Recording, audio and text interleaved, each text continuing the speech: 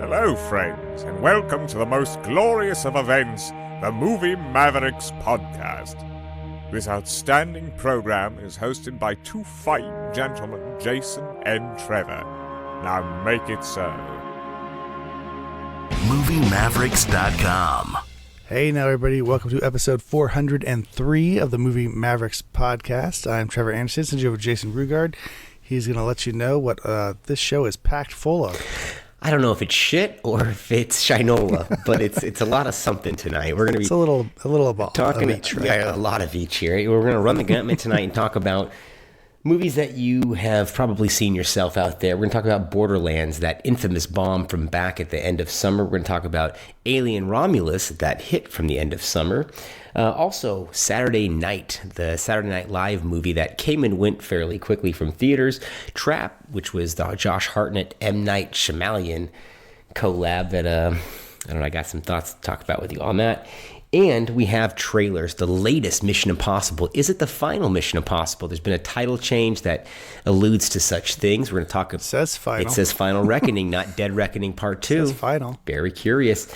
Also going to be talking about Waltzing with Brando. That's Billy Zane playing Marlon Brando in a surprising comedy? I don't know what this is. Also going to be talking about two independently produced features, one a horror film, one a comedy. The horror film is Stephen C. Miller's Werewolf starring Frank Grillo.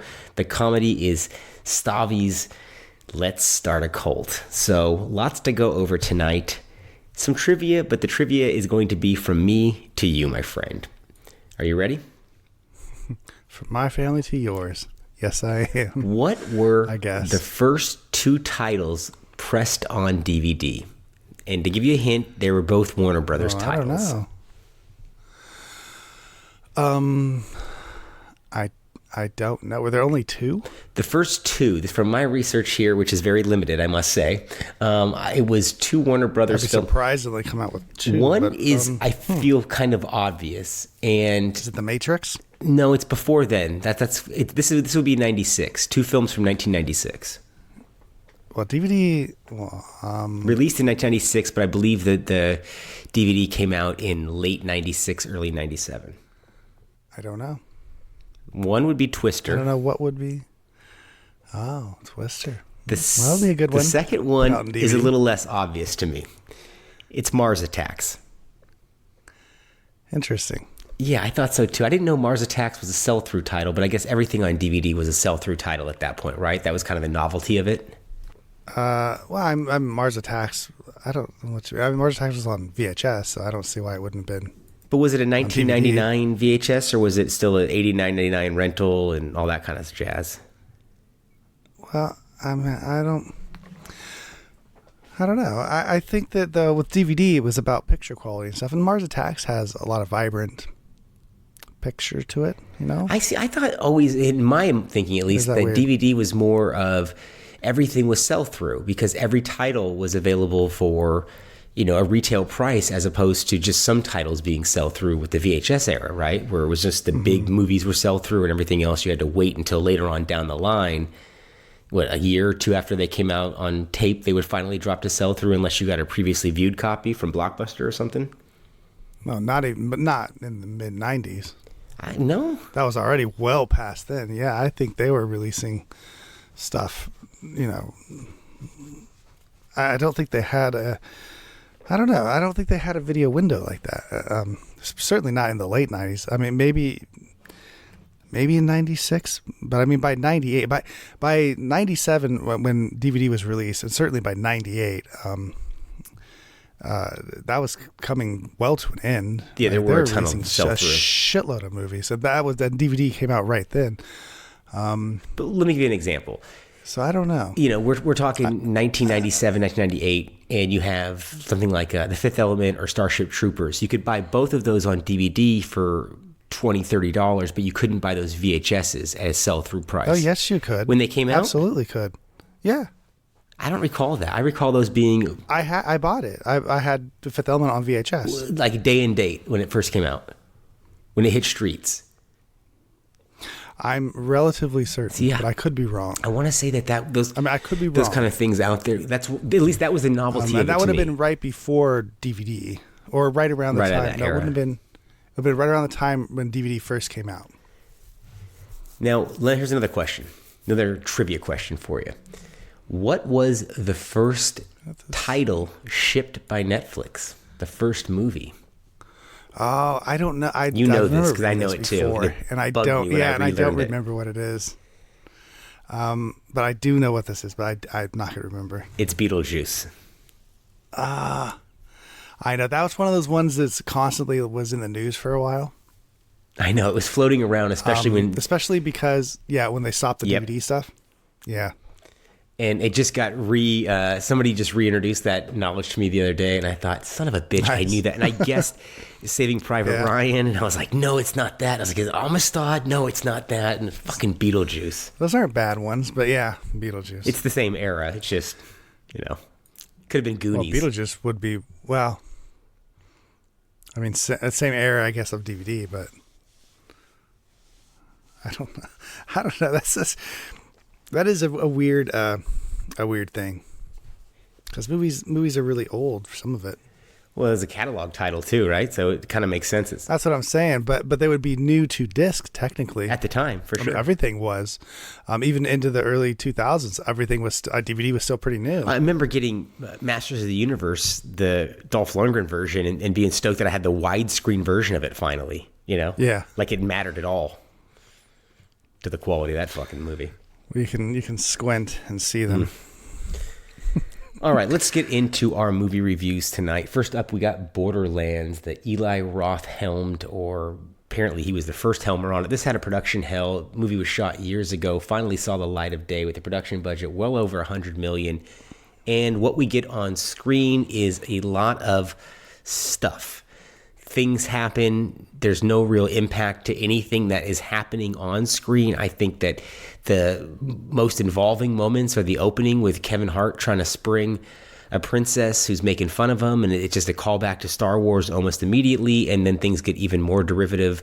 I mean, there's nothing original to me in this movie. I'm not a fan of this game, so I'm not coming into it with any preconceived notions, but nothing here took me.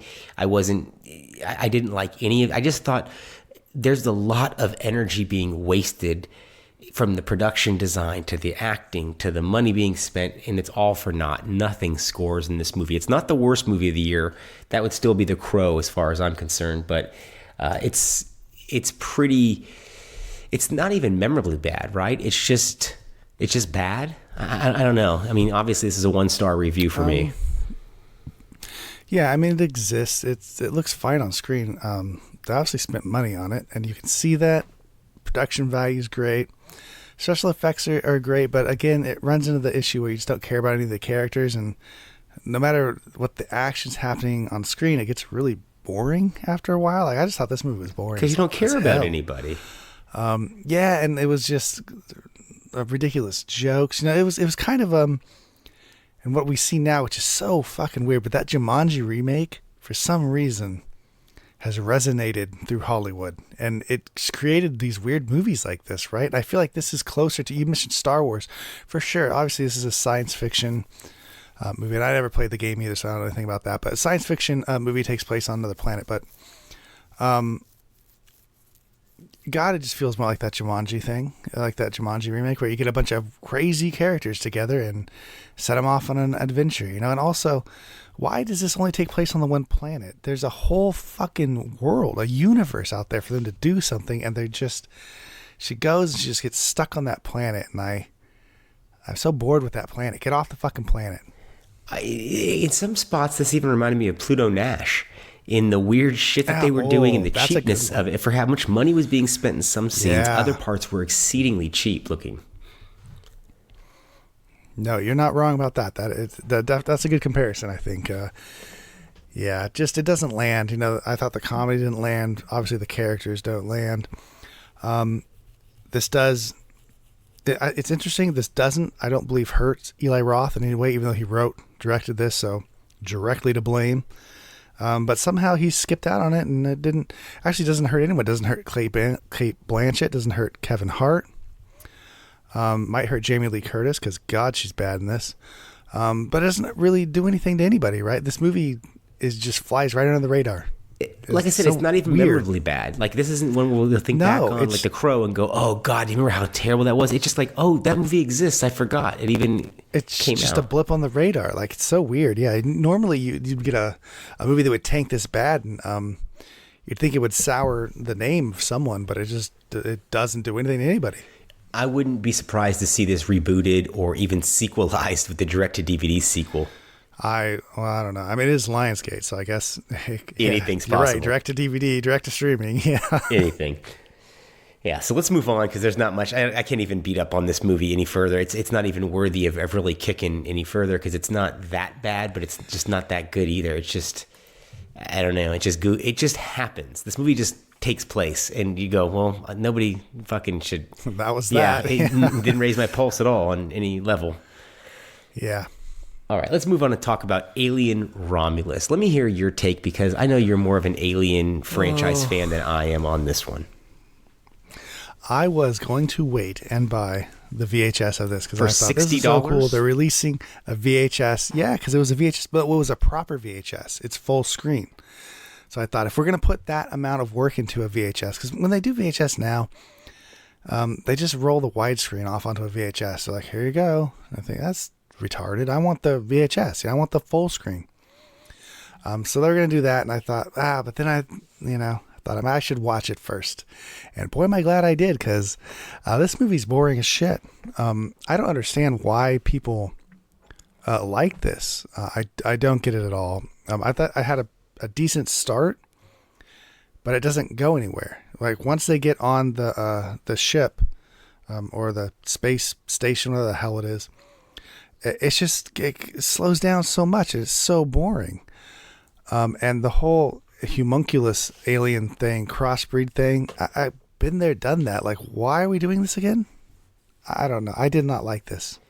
Well, this is the 7th sequel, right? It takes place between Alien, and it's a prequel to Aliens, right? I guess depends on what you're going to count as sequels. Well, it's in that era, or in this Prometheus and all that. But this was directed by Fede Alvarez, who did Don't Breathe, which I really liked, and that Evil Dead remake that I wasn't the biggest fan of from 2013. But they're good here. There's a lot of visual callbacks to the earlier stuff. I think there's some nice physical monsters, with the goo and the breathing and all that stuff. I thought there was some weight to the actual alien here, and they do handle that problem of what happens with the acid, with the blood and the ship, and how can we work around that? And even the bit with the gravity being turned on and off, I thought that was kind of well. You couldn't see that coming.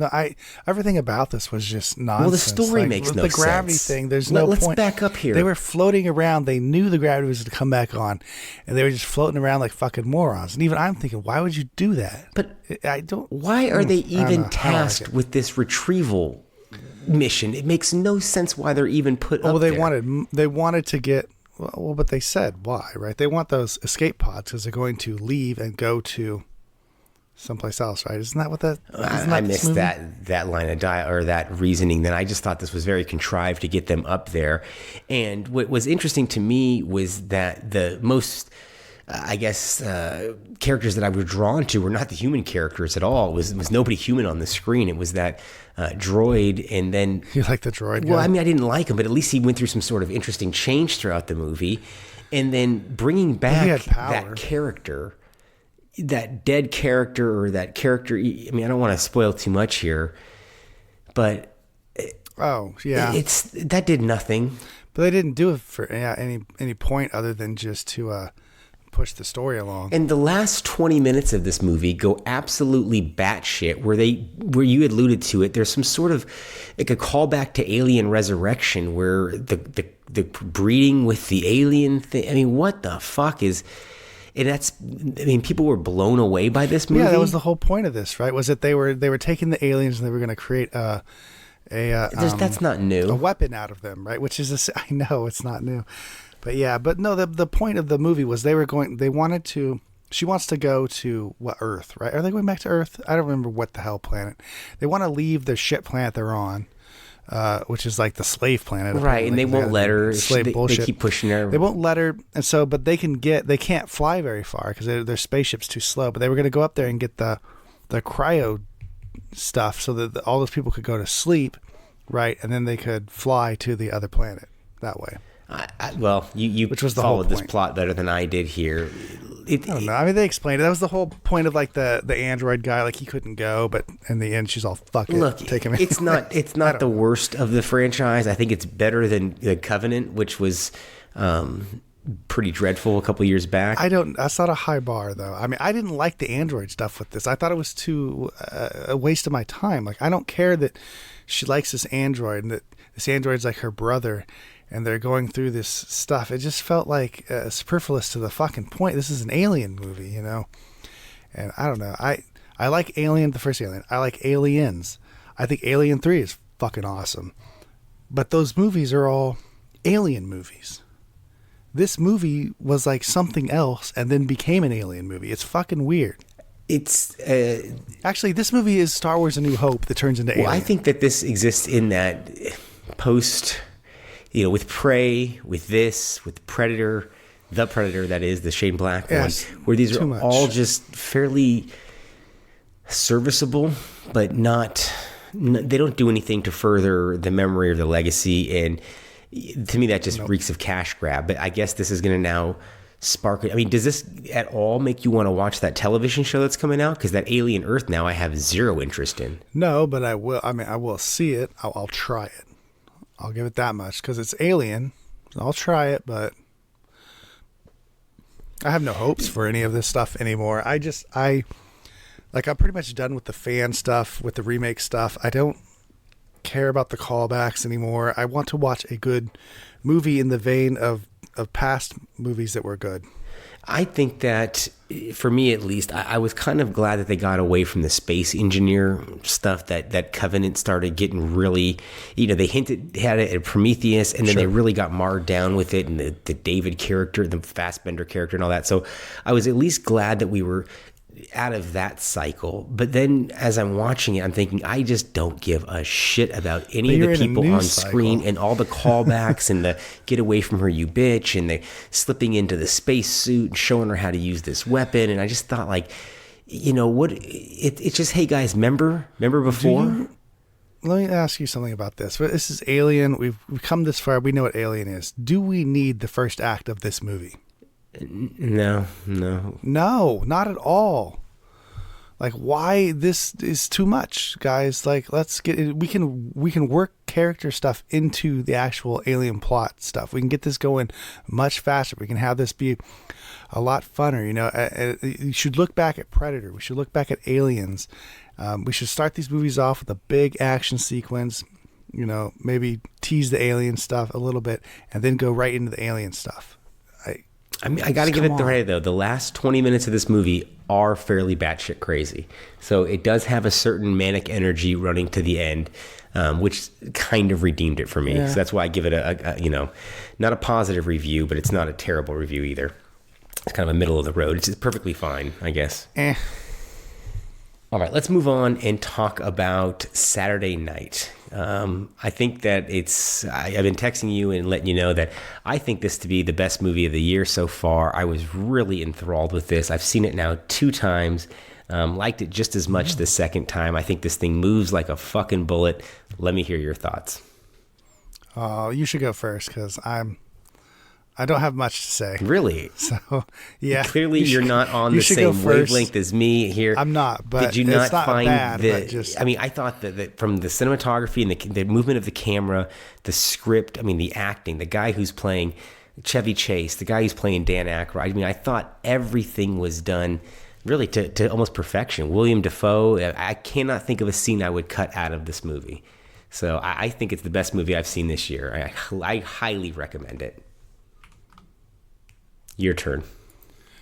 Yeah, I thought it was okay. I did not get any of that out of this. I still am not sure why this movie needs to exist. After having watched it, I don't get it. I thought the acting was fine. I thought the writing was okay at best. Like, I'm not really sure, still not really sure what the point of this was. I don't really know the journey I went on. I don't know. I don't really get it, I guess. Really? I didn't like the way that, yeah, because it just goes on and on and on. I don't really get to know any of the characters. I really don't care about any of them. Whether Lorne Michaels is capable of pulling this off or not, it didn't make me care. I didn't. Even with the Polaroid, the little things in there, like the Dick Ebersol stuff in the hallway with him having the conversation, you didn't find. I mean, even the scene between Milton Berle and Chevy Chase with the girlfriend, with the young Cindy Crawford. That's a great scene, but it's nothing. It doesn't mean anything. I guess it just doesn't do anything. You don't think it foreshadows Chase's career and where he was going? Why do I care? It's not in this movie. Yeah, but I'm thinking that. I mean, I don't know. You could say a lot of things, I guess, but you're just saying those things. I care more about the movie, what's happening in the movie. I guess I don't. I just don't care. I don't really care that these people were in this movie. I guess I don't care that Chevy Chase was in this, that Gilda Radner, Danny Aykroyd. These guys did a good job playing these characters, but so what? There's Danny Aykroyd. Okay, There he is. That's what he did. I don't know. I don't understand the importance of this, I guess, or especially to the actual script of the film. Even I don't get it. Really, I had a totally different experience with it, where I was enraptured with it from the second it started, and it's told in basically real time, right? So it's leading the 90 minutes leading up to the first episode. I'm relatively certain that's exactly the point of, and that's why it's so it's too rapid fire too. I thought for me, it just feels like there's no breathing time. There's no time to, and even when it does take those moments where, okay, we're going to do this or that, I just feel like, why are we breaking down at this point? Why are we yelling about things at this point? It's too late. You're already doing it. And I just don't even see the problems that you're talking about. Interesting. Not manifested, I didn't get it. Like I said, I got wrapped up in it from the big picture to the small one. I mean, the guy even playing Billy Crystal. You are a really big Saturday Night Live fan, right? I mean, we in its current incarnation, not particularly. But we're talking about this movie. I mean, this movie in the history of it, yes, I'm a big Saturday Night Live fan. Right. Yeah, so me, not so. I mean, I like Saturday Night Live. I got no problem with it, but I'm not that big of a fan of this. And I know a lot of these stories, and some of this stuff's not real. Obviously, this is a movie. Or it didn't necessarily happen. Well, not on the same night, at least. That as well. Some of it may not have happened at all. But point being, I don't know. I don't really. Hey, that is what it is. I just can't, right? I just didn't. I didn't do it for me. I don't think it's a bad movie. I'll say this. I think if I'm to compare this to anything, I think Prairie Home Companion is a much better version of this. I see where you're going with that, but it's a very different movie, and it doesn't have the. I don't know if it's fair necessarily, because this has to hit these certain points, right? It has to have these certain things in it, almost. Wait, or else it just wouldn't be the movie. It wouldn't be about Saturday Night Live, right? And you're appeasing people that you have to somewhat walk a thin line with people that are still alive, and. Well, that's true, actual people, as opposed to Prairie Home was. Well, I don't know. Do you? I think with Reitman they were still behind alive when Prairie Home came out, right? Well, at least he had to walk a line with Aykroyd, because Reitman is working with him still, even in a producer capacity for those Ghostbuster films. So there's a relationship there. Oh, you're right about that, actually. Yeah, there's a relationship there. I was thinking about Chevy Chase, but you were actually right about the Dan Aykroyd stuff, so almost you have to kind of like craft this around stories that already exist. So I understand why this is more difficult, but I don't know. For Reitman, I've seen him do a lot better. I think that this was a big comeback for him, as far as I'm concerned, especially after those really mediocre, or the last Ghostbuster movie I watched that he did was fairly mediocre.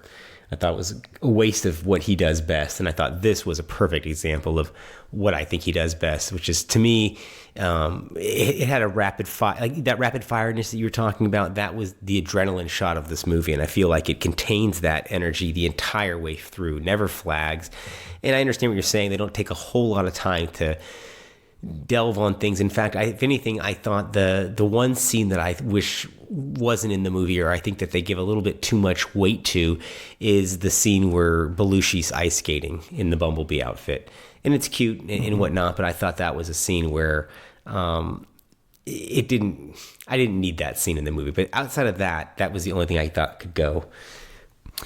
Yeah, I mean, I guess the last thing I say is that the weight of these characters, of the actual, actors, how do you say this? Of Chevy Chase, right? The actual Chevy Chase, the weight of these names and of these characters in this movie just isn't enough. Like, I want to actually get to know these characters as people, and I don't feel like this movie was able to do that. All right, so we have a disagreement there. I think best picture of the year so far, Trevor says, recommend, but not greatly. Yeah, moderately I recommend. definitely think people should watch this, especially if you like Saturday Night Live. I think that you're going to really enjoy this because, like, as you've said, and as a lot of people said, the actors in this really do nail these parts. But I don't know. I don't think I'd put this on my top 10 unless there's really nothing else to put on there. Wow. All right, so we're miles apart on this one then. Okay, let's move on and talk about Trap, the late summer, I guess, modest box office. I loved it. It's best movie of the year. There we go. Surprise to our viewers out there. It's a trap. Now, this is what was being touted as Silence of the Lambs at a Taylor Swift concert. That was the initial pitch, I guess. And surprise, surprise. That sounds good. Why didn't they make that right? movie? This is the concert is a trap for a serial killer. That's what this turns out to be. And who's Josh Hartnett? If anything, the movie that this most reminded me of as I was watching it was Snake Eyes. Remember Snake Eyes? Kind of, yeah. Where like this thing is happening, but it's not really about the event that's happening, and it's about all this. And all these really contrived things need to happen for the events to take place in a certain manner, and that is what was fucking happening here. From the opening scene, the dialogue is so. It's just serves the function of getting to the next scene. It sounds like one voice has written every character. There's no big time. I don't want to say there's no poetry to the writing, but sometimes in M. Night's movies, characters will say at least plausible things to one another that don't just serve as plot forwarding devices. What do you mean? So you've never been at a concert, been like, look at that trap door, let's go down there. Oh, for fuck's sakes, Trevor! You've never done that? Come on. I mean, the first half of this movie is somewhat watchable, right? The setup's okay, but the back half is, like you said, it's eye-rolling. I rolled my eyes like 4 or 5 times as I'm watching this. This movie fucking tested my patience as it went on, and it's not even that long, really. I was just going to ask you, the movie's an hour and 45. This movie feels like it's 3 hours long. Because it's so implausible. It has 8,000 endings. I've never, like, this movie goes from being like a concert movie, then all of a sudden that shit's just over. We're done with that.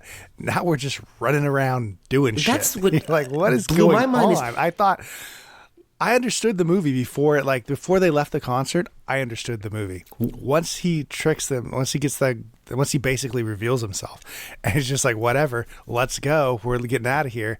I'm just like, what is this? I don't even know if that's a spoiler, but to me, I didn't think that they were going to I thought the whole idea was that he was having a hard time getting out of the fucking concert, but they do it. Yeah, I thought that was the whole movie. Right, and the second that they leave the arena, any tension that's been built up, no matter how minor, is totally evaporated. The second they walk out of that fucking arena, and you're like, what are we doing here? Because they just stay on that yo-yo the whole time, right? Is he going to get found? Right, and then he's going to get found out again. Is he not? Oh, and then he does, and then it's okay, but then he gives up, but then he goes his way. But then it was all a fucking 4D chess, and now he's here, now he's there, and now he's doing this, but not really. But now, and then in the end, it's really this, and there he is. And it's like too much, It's all over. This movie jumps the shark so many times, but particularly when M. Night shows up as this kindred spirit. I mean, what the fuck character is that? What is? Well, he loves his daughter. Get out of here. If anything, at least that was the only thing I got out of this movie that I thought, well, that's a sweet way to make a movie with your daughter. At least, I mean, it's a terrible, fucking awful movie. Awful. But at least you had fun. This isn't the worst movie he's made. Is the sad part about that? But it's nowhere near the upper echelons of what he can do. And I don't know if we're going to get that version ever again. It's been a while. I mean, there was glimmers again with Glass. Is that what was it? Glass was the good one? Which was the one with McAvoy, where he was Split. Split was the one I liked. Split. Glass was just okay. Glass was not that great. No, Split was the one I thought. And to me, Hartnett is wasted here, and he seems to be thinking that he's doing a McAvoy type acting job, and he's really not. Why? Yeah, thank you. Why is the acting and the dialogue delivery from everyone in this movie so awful, so bad? I feel like it's M. Night Shyamalan's telling them to do it this way. And Hartnett, to the credit of M. Night, can do that all on his own without any direction. But it's particularly bad in this. It's noticeable, really bad. And he acts when he goes into like the mode of like, oh, I'm gonna pretend, like I'm pretending now, like I'm a serial killer, but I'm pretending like I'm not. I'm this person now. And then he goes into that mode, like as you mentioned, like the Split stuff. It's so fucking bad. There's no way, like, if he came up to you and started acting like that, you'd be like, oh, you're the fucking murderer, right? Yeah, there's no way. You're not conning anybody. There's no way. Like those security guards, like when he goes to the roof, like get the fuck out of here. It's a movie that doesn't deserve your attention. I think it goes on. It most likely will end up on my worst of, unless there's something that's probably much worse coming out. And to me, it's more disappointing than something like Borderlands, because at least I saw an ambition in Borderlands, whereas this I just saw contrivance after contrivance. Let's just talk about trailers and delivery, right? Oh, well. Which movie delivers more, Borderlands on its trailer or Trap on its Borderlands. trailer? Borderlands easily. And right? that Borderlands it delivers trailer that exact obnoxious. piece of shit movie. Yeah. Trap delivers some other fucking movie. Once they leave the arena, and if you don't know that they leave the arena, and there's a lot of movie left when they do. Oh, too bad. Enjoy it. Yeah, so. I don't think we're really giving too much away. He's the fucking... They gave that away in the trailer. Murderer. I know. That's what I thought, too. That's why I at least thought there'd be, like, some sort of cool shit that he has to do. He doesn't even do good stuff to, like, avoid the cops. It's not even ridiculous. Interesting. It's nonsense. I know. It's like M. Night was at a Taylor Swift concert, and he's waiting in line to take a piss and thought, I just came up with the whole story in line waiting to take a piss. I'm going to go home and write it now. All right, speaking of trailers, let's move on and talk about the trailers. And we got a couple big ones on the show tonight. First off, we have the teaser for MI8, a.k.a. Mission Impossible Dead Reckoning Part 2, a.k.a. Mission Impossible The Final Reckoning, which is the title that they have settled on. And there's been a little bit of hubbub because this whole last Tom Cruise Mission Impossible thing, we've been hearing this going back to Ghost Protocol, right? And everyone is the last one with Tom Cruise. And he even pushed back on that recently, saying he'd like to be doing this until he's in his 80s. So is it the final? We don't know. Well, I think it's about time to go ahead and hang this one up. Yeah, he's looking a little aged in this trailer, but damn, the man is still running his ass off at 60. And, whoever's cutting these trailers, teasers for this series, we just talked about not matching up to expectations. I mean, the things I like about this teaser is that they are showing a lot of flashbacks to earlier stuff. And I hope that they are. Mm-hmm. I mean, clearly they show the knife from the vault break-in in MI1. I hope they have a lot of these rounding out. And my hope is also this is just the closing of this era, this circle of the part of the series, and that there will be more down the line, because this is a series that I think is really well done and has gotten a little bloated over time and maybe needs to resimplify itself, much like the Bond era does. But what are your thoughts on this trailer? Yeah, I think this looks like a Mission Impossible movie. I don't know. This trailer is so cut up that you have absolutely no idea what this movie is going to actually be like, which is a little frightening. It's also uber serious.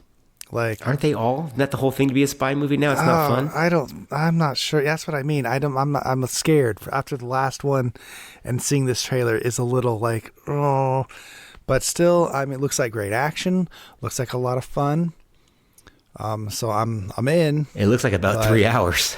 I'm going to tell you, yeah, if there's anything like the last one, it should just be done. Just be done with it. Don't try to bring it back. just let's quit. And I really hope, I hope this is the last one of these. I hope, Dante comes back in Fast 11, and we're done with that. No more Fast and Furious movies. No more Mission Impossible movies.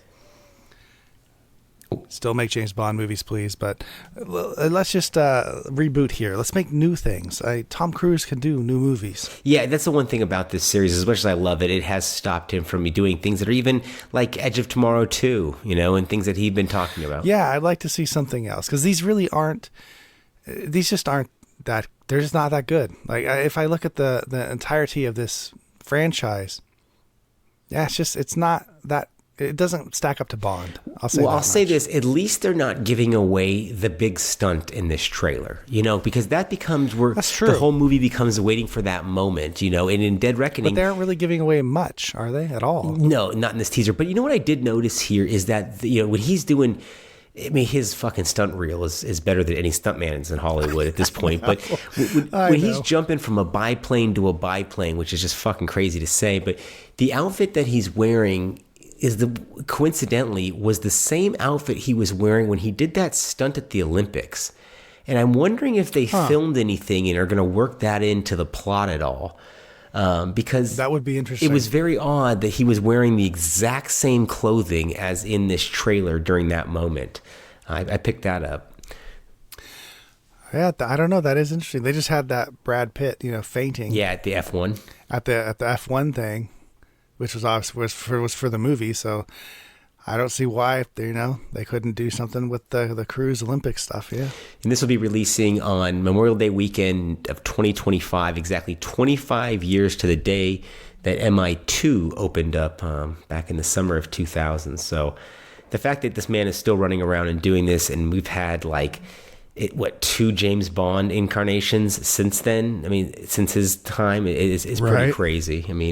In the beginning of the Pierce Brosnan era to the end of the Daniel Craig era, and he's, Cruise is still running around, and arguably looks younger than both of them still, and is running just as fast as any fucking 25-year-old. It looks like this man's hamstrings and ACL must be. He's fantastic. Getting the good baby blood. He really is. All the good stem cells.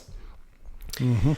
Okay, let's move on and talk about Waltzing with Brando. This was a movie that got a lot of internet attention because of an uncanny resemblance of Billy Zane to Marlon Brando in this. And exactly. That's Marlon Brando? I thought he was playing Mickey Rourke. But he looks like a dead fucking ringer, and I was blown away. He looks like Mickey Rourke, and they have half of his fucking trailer. Well, I'm sorry. The trailer itself, it seems that this performance might be all for naught, because this is some sort of goofy docudrama comedy. What is John this? Heder appears to be the main person in this. Actually, if I'm watching this correctly, this looks like a Marlon Brando hires some architect who's John Heder. This is all true, by the way, this story. And and he wants to build some an island getaway. When he was filming Mutiny on the Bounty, he decided to do this. And that's this movie. But so I don't know. Interesting, I guess. I would watch it, but it's not what I thought it was going to be at all. I thought it was going to be about Marlon Brando, and it appears to be. A lot of it's probably going to be about John Heder and him, which is why the title is called Waltzing with Brando, right? So I guess it's probably going to be from his perspective, right, and not Marlon Brando's. It just seems like it might be an awful waste of a performance that I thought might be even Oscar nominated. When I saw these images, I thought, holy shit. But then we got this. A little bit. But then the island Brando, like I say, man, that's Mickey Rourke. Yeah, it's... So Billy Zane, after he does this, should make a movie about Mickey Rourke. Not a bad idea. Who himself was trying to be Brando his whole career.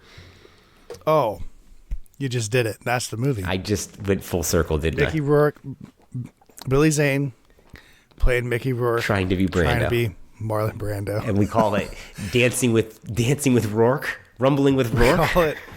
We call it the Brando Inception. Synchronicity has been achieved. Yeah, synchronicity. Yeah. The Zane Rourke Brando synchronized. Well, when you sent me that image a while back of Billy Zane in full costume here as Brando, and you said, That's Zane. I thought that was like the some AI Godfather software stuff, or yeah. something. I had no fucking clue that was him. Looks spot on, especially even in this trailer when they first show that. And he does look like Brando later on. I just think it looks like Brando's such a sloppy person in general, but it just I don't know. It misses like when he's in that Godfather getup and stuff. That's Marlon Brando, right? For sure. Yeah, the other stuff is very wonky. Yeah, so I would rather have focused on, I don't know, that rather than this, right? Like and I get like they have that scene where they're interviewing Brando. They're like, "What do you want to talk about the Godfather?" He's like, "No." Right, which is the famous interview he Right, did and all that. Right, but it's at the same time, it's like, well, that's what I want to know about. I don't want to know about him on the fucking island. Being a fucking Gives a weirdo. shit. I mean, he was definitely an eccentric character. I don't care. Which is what we're going to come to find out. Yeah, for sure, but And the Heater I don't know that I character, I care don't even know if about the that. Heater character exists in reality or if it's an amalgamation of people and just Oh, our that's a way good into point. it, yeah, because I don't know this story in any sort of detail. I know it vaguely about him taking the money from the studio and was supposed to be directing a movie and basically was just fucking natives on this island and decided he was going to live out. Seriously. I mean, he changed roles with the guy like halfway through production. It was some Billy Zane type shit, to be honest with you. Right, I know. That's what I'm saying. So yeah, I mean, I'll definitely watch this. This seems interesting, but it's not. I'm with you. I really thought this was actually like a Brando the actor movie. I mean, if Ridley Scott or Spielberg or Scorsese ever decides to do a Brando movie, I hope they get Zane again to re-portray the character, because I hope they don't waste his look. It's uncanny. Okay, let's talk about Werewolves. This is Stephen C. Miller's film starring Frank Grillo, and these are two B-movie mainstays that are getting their shot at a theatrical release with this movie, and it looks like The Purge mixed with a werewolf movie, and for my money, there hasn't been a really good werewolf movie since Bad Moon back in 1996 with Michael Pare. Nonsense. Dog Soldiers. Dog Soldiers. I didn't see Dog Soldiers. Bad Moon is the last one You for should me. see Dog Soldiers. You haven't seen Dog Who Soldiers? directed that one? Was that Neil Marshall? Oh, I don't. Yes. Okay, yeah, that's what I thought. I know of it. Relatively certain. This looks good to me, and it looks like some practical effects are being used here. Some budget limitation stuff that you can see shines through in the trailer, but that's to be expected when you have something that's a little bit more independently produced. But on the whole, I am looking forward to seeing this one. Yeah, I think this looks like a lot of fun. Looks great. I think special effects are awesome. Gorilla's obviously great, and the style of this definitely looks like The Purge. Especially with Grillo in here, like some of these shots could have just been lifted right out of Right. it. But it has that feeling of there's werewolves running wild, and better grab your machine gun, and I guess a lot of silver. I don't know how these werewolves are. But anyhow, yes. But this is like a Resident Evil type werewolf movie, right? Where like it's a virus type thing, isn't it? Which is a cool idea. Something like that. Yeah, which is pretty cool. So they're trying to survive, but also, I guess, not be turned into a werewolf. It's like Resident second Evil, right? year Except after with this outbreak has happened. It's like werewolves, right? Yeah. So yeah, I'm down for this. I think this looks like a lot of fun, and I don't know. Maybe this is the breakout hit of December. It could be. There's we looked at the schedule the other day off air. But isn't this just counter programming to apparently the Christmas movie counter programming? Fine, that works for me. Which means it's been right in line. Because isn't the Christmas movie Nosferatu? But remember when they used to release things like Dracula 2000 and the kind of a dimension, The Faculty around Christmas time? This reminds me of that. This kind is of like release. one of that, yeah. And Grillo and Miller. Well, except the main movie is a Dracula movie. Yeah, I know. How strange is that, right? It's got the popcorn bucket from AMC. Like, where's the actual Christmas movie? Because the Rock one, right? They just released. They didn't even have the balls to put that on Christmas. It was so awful. Well, I mean, I think Craven the Vampire Hunter, right? Is he the Christmas movie release? No, but it comes out in December. Yeah, there you go. But honestly, Grillo and Miller both bring it. I'm rarely disappointed by either of their output. Grillo's is pretty massive. I mean, that guy does like 6 or 7 movies a year, so sometimes his movies can vary in quality, but he's never the problem in it. And Miller, we both really liked In the Line of Duty. That one with Aaron Eckhart, I think, is Die Hard with a Vengeance-esque, but on a lower budget, but way more creative in what they had to do on that budget. So I'm excited to see what they're doing with this. I'm a fan of both those guys, and I do think that this will be a bit of a sleeper and possibly lead to a sequel or two. I mean, this would be great to have a werewolf franchise, even if it's on a lower tier, that I can get into, because I can get in with Grillo on this kind of thing. I agree. And I don't know that, I mean, this isn't necessarily lower tier even at this point. Like, they have really good special effects in this. So. Yeah, practical it looks like, too, for the most part. Horror movie, it just looks like a regular horror movie. So I'm down. I'm happy. And it looks like they're using an ample amount of blood, physical blood packets and whatnot. So yeah, the werewolves are scary and stuff. You know, they're like definitely monsters. And like I say, it feels like you say, like The Purge. So you get a lot of action that way and a little bit Resident Evil-ish. So little mutation stuff. But maybe that's, I don't know. Because the trailer doesn't show like people mutating into werewolves necessarily. So there's some stuff that could be in here that's pretty cool. They're holding back, I'm sure. All right, lastly, we have a comedy here, independently produced comedy that is available now on streaming services, starring the comedian Stavros. I can never say this guy's last name is Halaskis. I mean, this is a Stavi baby. Yeah. You know him out there if you're a fan. Halkus. And this is about a guy, a cult leader who survives a mass suicide. I guess his flock basically kills themselves to get away from this guy. And he sees a survivor and starts a cult again. This trailer isn't cut that tightly, so a lot of this stuff feels a little flat. But I do like at least the idea and the energy behind this reminds me of something that a young Sandler would have done or one of these guys back in the day. I look forward to seeing this, and I will watch this. What are your thoughts? Yeah, it's billed as a comedy. It has a lot of zany characters in it. I didn't laugh a lot at the trailer. I thought the beginning was pretty funny when he's talking about being slurped on. I laughed out loud at that shit. I thought that was funny. But the rest of this does feel more like a character type movie with a lot of weirdos getting together. You know, and here's this guy who is so weird that the cult didn't even want to transcend with him, right? They didn't want to die with him and bring him along with them. And so he goes out and starts his own cult, and you know, I guess finds out what it's like to be with friends. I don't know. Like you mentioned Adam Sandler with this, but I don't know if this has a fuzzy, warm ending or any of those type of feelings to it, because it feels very much like these characters are just weird, and that's kind of the punchline. Like a Napoleon Dynamite style? So I don't know. A little bit, doesn't it? Kind of silly. Like, I don't really get the idea of like anyone has a redemption arc in this necessarily, not from the trailer anyhow. So I don't know how this plays out, but I think it's a really interesting idea, and it could be really funny, or it could be really heartfelt. It could be something in here that wasn't in the trailer, I'm hoping. Well, I give it up for these guys, just like for the guys who made Werewolves there, is that they're swinging for the fences in a genre that is underserved right now. But I would just be worried. You remember the movie Let's Be Cops? Yes, terrible. You know, I'm a little worried about which had a decent trailer, though. I thought, that's a decent idea. But it was an awful movie. And this movie this could be awful. Or could be hilarious. Or it could be really great. Yeah, so I'm going to give this a shot for sure. I think this is a really interesting idea. So deserving of at least a watch. I will too. Big fan of this guy, this comedian.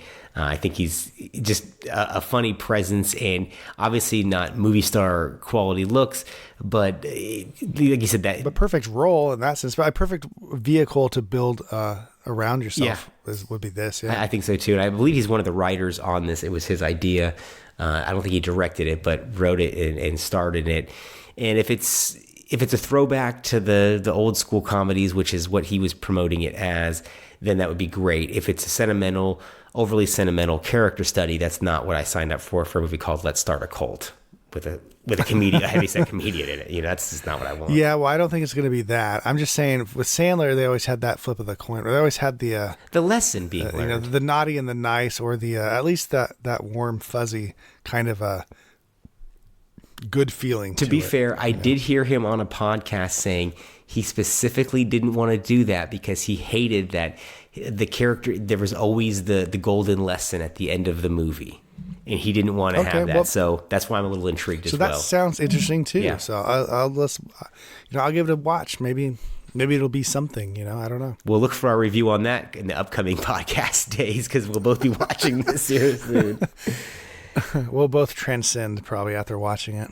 Well, that's going to wrap up episode 403. We want to thank you all for joining us on this episode. Check us out on TalkShoe. Gosh, I just had a flashback to about 14 years ago there. Find us on MovieMavericks.com, on Apple, Spotify, Stitcher, wherever you get your podcasts from. Speaking for Trevor Anderson, I'm Jason Rugard, and we are the Movie Mavericks. Oh my, another magnificent episode has come to an end. If you're craving more, set your destination to MovieMavericks.com, Warp 9. Engage!